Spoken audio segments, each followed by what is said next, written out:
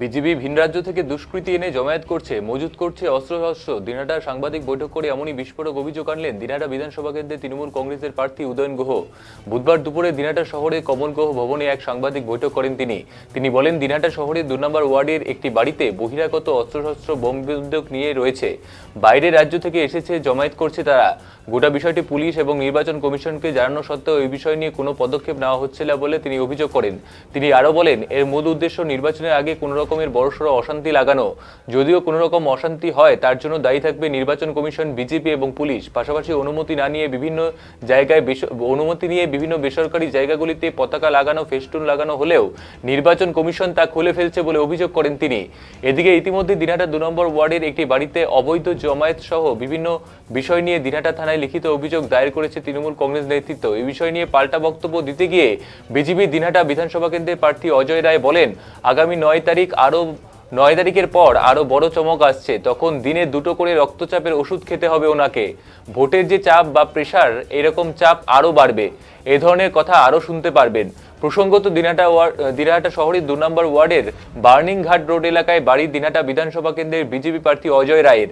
এদিন তার বাড়িকে উদ্দেশ্য করেই নাম না করে তৃণমূল প্রার্থী উদয়ন গুহর এই মন্তব্য ঘিরে রাজনৈতিক মহলে শোরগোল পড়েছে। আপনাদের ডেকেছি এই কারণে যে গত দুদিন ধরে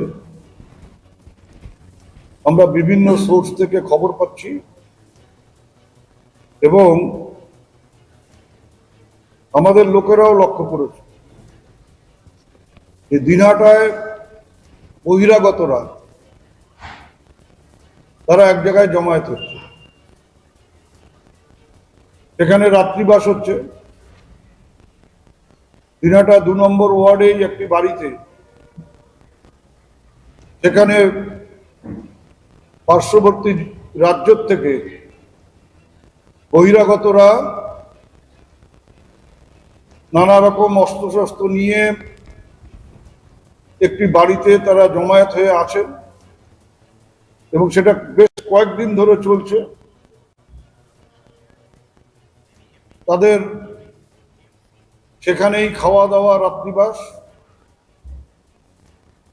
যখন সারা রাজ্যে গ্যাস সিলিন্ডারের সমস্যা হচ্ছে, তখন বেআইনিভাবে সিলিন্ডার সংগ্রহ করে সেখানে বহিরাগতদের জন্য রান্নাবান্না হচ্ছে। এবং আমরা যেটা আশঙ্কা করছি, 23 তারিখের মধ্যেই যে কোনো দিন দিনহাটায় একটা বড়সড় গোলমাল পাকাবার চক্রান্ত চলছে। সেই বাড়ির থেকে যেমন গ্রামে গঞ্জে অস্ত্র সরবরাহ হচ্ছে, অর্থ সরবরাহ হচ্ছে। পুলিশের কাছে খবর থাকা সত্ত্বেও নির্বাচন কমিশন নিয়ন্ত্রিত পুলিশ কোনো রকম ব্যবস্থা গ্রহণ করছে না। দিনহাটা শহর সহ দিনহাটা বিধানসভা কেন্দ্র এবং পাশে চিতাই বিধানসভা কেন্দ্র, আমরা বারবার বলে আসছি যে 2024-এর লোকসভা নির্বাচনের ফলাফল ঘোষণা হওয়ার পর থেকে আমাদের এই মহকুমায় শান্তি বিরাজ করছে। সেখানে একটা অশান্তির বাতাবরণ তৈরি করে মানুষের মধ্যে ভয় ভীতি সঞ্চার করে যাতে নির্বাচনী যুদ্ধে জয়ী হওয়া যায়, তার জন্য একটা বড়সড় চক্রান্ত চলছে।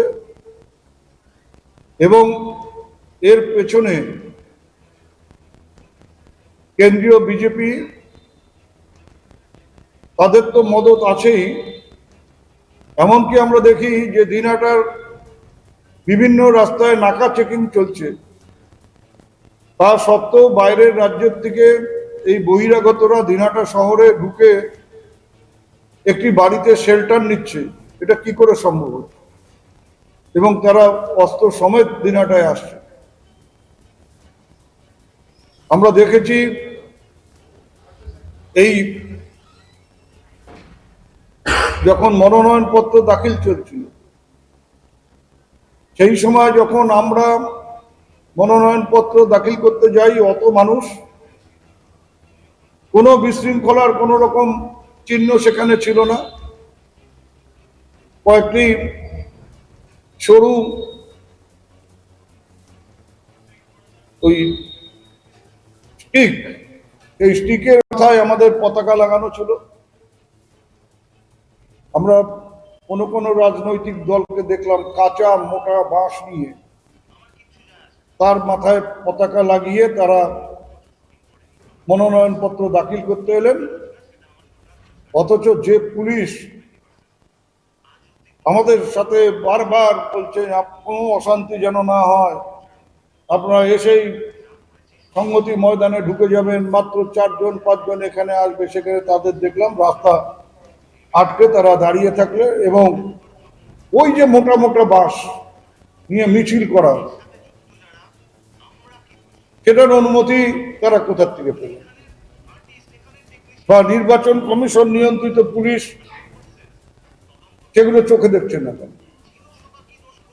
দিনাটায় যদি কোনো রকম অশান্তি হয়, তার জন্য দায়ী থাকবে বিজেপি এবং নির্বাচন কমিশন নিয়ন্ত্রিত পুলিশ। এবং আমরা আরো একটা জিনিস দেখছি, বিভিন্ন জায়গায় এমসিসির গাড়ি গিয়ে আমাদের অনুমতি নেওয়া রয়েছে, তারপরেও সেই অনুমতিপত্র দেখার কোন রকম চেষ্টা না করে আমাদের ফ্ল্যাগ ফেস্টুন খুলে দেওয়া হচ্ছে।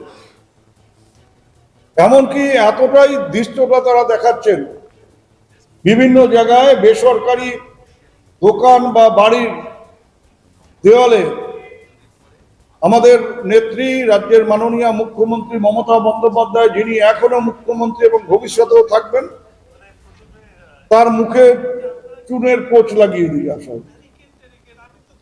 এই সাহস তারা কোথার থেকে পাচ্ছে? এই ধৃষ্টতা তারা কোথার থেকে দেখাচ্ছে? আমরা বারবার জেলা শাসক, মহকুমা শাসকের দৃষ্টি আকর্ষণ করার পরেও এই যে এমসিসির নাম করে অন্য দলের পতাকা রাস্তার উপর ঝুলছে, সেখানে কোনো ব্যবস্থা গ্রহণ করা হচ্ছে না। আমরা অনুমতি নিয়ে বেসরকারি দোকানে বা বাড়িতে ফ্ল্যাগ লাগিয়েছি, তার একটু ছায়াও যদি রাস্তার উপর পড়ে, তাহলে সেই ফ্ল্যাগ বা ফেস্টুন আমাদের খুলে নেওয়া হবে। এরা সর্বতভাবে সবাই মিলে চেষ্টা করছে এই নির্বাচনে বিজেপিকে জিতিয়ে দেওয়া। কিন্তু ভোট দেবে মানুষ, ভোট দেবেন ভোটাররা, জনগণ। এইভাবে কেউ কোনোদিনও ভোটে জিততে পারেনি, এরাও ভোটে জিততে পারবে না। তাই আপনাদের মাধ্যমে আমি শুধু দিনহাটা কুচবিহারের নয়, রাজ্যবাসীর কাছে এই ধরনের অবিচারের কথা তুলে ধরতে চাই। এবং আমি আশা করব পুলিশ যদি এরকম কোনো খবর পান, আমাদের কোনো নেতা কর্মীর বাড়িতে বেআইনি জমায়েত আছে, অস্ত্র আছে, তারা গিয়ে সেখানে রেড করুন, তাদের ধরুন, কোনো সমস্যা নেই। কিন্তু বিজেপির যেসব জায়গায় এই ধরনের ঘটনা ঘটছে, আমি চ্যালেঞ্জ করে বলতে পারি, যে কোনো সময় রেড করুক, এখান থেকে যদি বহিরাগতদের না পায়, তাহলে আমরা আমাদের এই অভিযোগের জন্য সবার কাছে ক্ষমা চেয়ে নিই।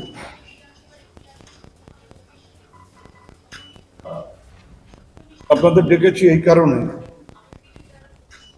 মজুত করছে 2 নম্বর ওয়ার্ডেরই কোনো একটা বাড়িতে, এবং সেই বাড়িটা একেবারে শ্মশান যাওয়ার যে রাস্তা, সেই রাস্তার সংলগ্ন এলাকায়।